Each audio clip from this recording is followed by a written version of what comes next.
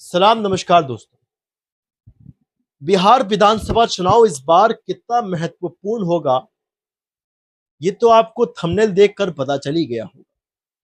Thumbnail में है कि बिहार में बीएसपी इस बार 243 सीटों पर अकेले चुनाव लड़ेगी।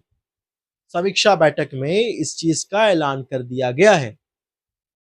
तो अब तमाम चीजें हैं संगठन की बैठक ने, जिसमें कई नेता शामिल थे। आपको बता दें कि बिहार के प्रभारी अनिल कुमार जी, सांसद रामजी गौतम और अन्य वरिष्ठ नेताओं की ने भाग लिया था। बैठक में यह भी कहा गया है कि बिहार की सरकार, अगली सरकार बीएसपी की ही होगी। तो कैसे एक समाज, देखिए आपको बता दें कि हमेशा से बीएसपी लड़ती में चली आई है। इसके लिए क्या नाम है, दलित समाज के समस्याओं के लिए, पिछड़े वर्ग के समस्याओं के लिए, चाहे वो सत्ता में हो या सत्ता में ना हो, लेकिन हमेशा से दलित समाज और तमाम पिछड़े वर्ग की समस्याओं के साथ खड़ी रही। तो क्या इस बार बिहार विधानसभा चुनाव महत्वपूर्ण होगा, हलचलें तेज होगी? और अभी विधानसभा चुनाव आने में थोड़ा सा वक्त बचा है, लेकिन उसके पहले इतनी बड़ी खबर कि अकेले चुनाव लड़ेंगी। और उन्होंने ये स्पष्ट रूप से कह दिया है बीएसपी की समीक्षा बैठक में कि भाई हम न किसी दल के साथ, न किसी पार्टी के साथ लड़ेंगे चुनाव, हम अपने दम पे लड़ेंगे और हम समाज और हमारे कार्यकर्ताओं पर विश्वास जताते हुए ये चुनाव लड़ेंगे और जीतेंगे। क्योंकि बिहार की जनता इस बार हमें ही चुनेगी, क्योंकि बिहार की जनता चाहती है कि एक नया विकल्प आए, एक नई पार्टी को मौका दिया जाए और सामने आए। जैसा कि आपको बता दें हम कि पार्टी के वरिष्ठ नेताओं ने भी इस बैठक में शामिल लिए थे। उसके बाद बसपा प्रभारी कुमारी ने भी, उन्होंने कहा है कि बसपा के प्रभारी अनिल कुमार जी ने भी एक स्पष्ट रूप से टिप्पणी की है माननीय बिहार के मुख्यमंत्री श्री नीतीश कुमार जी के ऊपर। उन्होंने कहा है कि नीतीश कुमार जी सरकार चला नहीं पा रहे हैं, पर्दे के पीछे कोई और है जो सरकार चला रहा है। स्पष्ट रूप से उन्होंने उस बैठक में कहा। उसके बाद कहा है कि जनता, बिहार की जनता अब उब चुकी है। बिहार की जनता अब वापस नीतीश कुमार को नहीं चाहती, एक नया चेहरा, एक नई पार्टी के साथ आना चाहती है। देखिए सवाल उठेगा कि कैसे माननीय मायावती जी समाज पर भरोसा कर रही है, इसका कैसे कर रही हैं, इसको स्पष्ट रूप से आपको समझाने की कोशिश करता हूं मैं। देखिए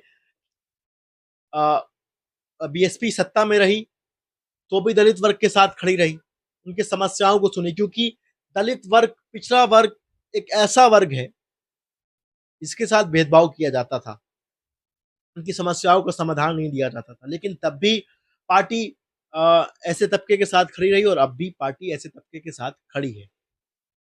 तो इसमें पार्टी इसलिए समाज पर भरोसा जता रही क्योंकि पार्टी हमेशा से समाज के साथ खड़ी रही।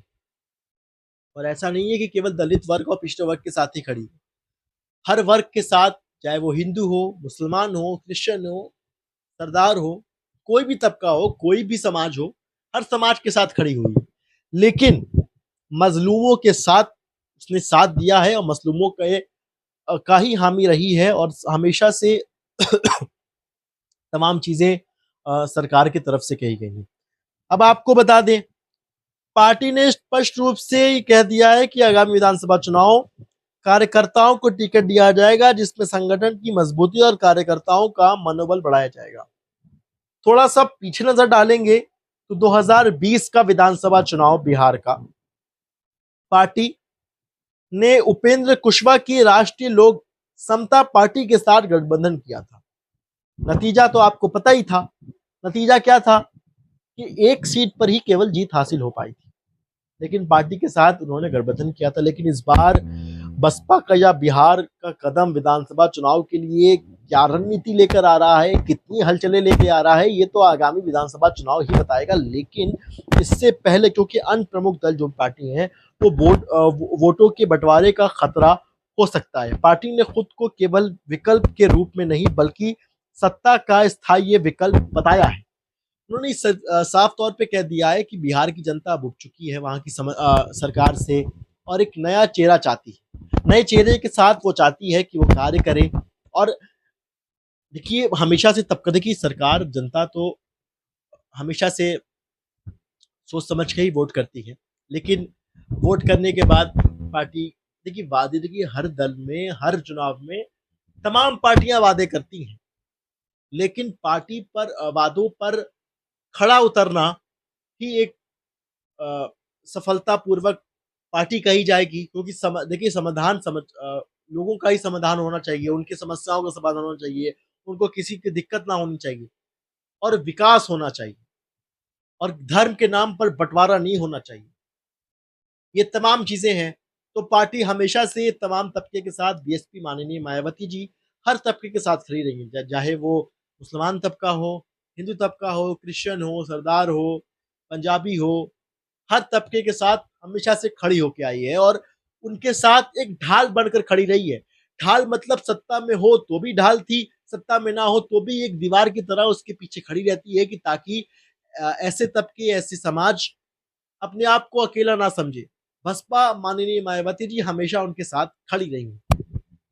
और आपको बता दें कि अब तमाम दल की तरफ से भी हो गया, विधानसभा चुनाव में हलचलें तो तेज हो गई हैं क्योंकि इस तरीके से ऐलान कर दिया गया है बिहार के प्रभारी अनिल कुमार जी ने।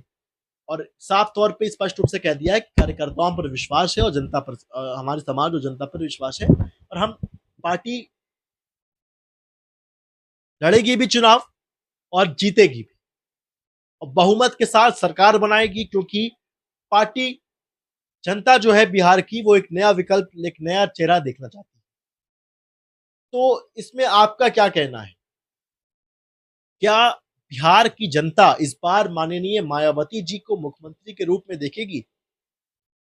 क्या इस बार बिहार की जनता बीएसपी के साथ खड़ी रहेगी?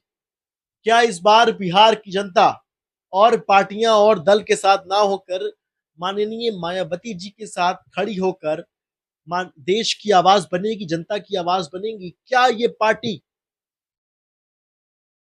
अगर सत्ता में आती है तो क्या बेरोजगारी, गरीबी और तमाम चीजें मिटा पाएगी?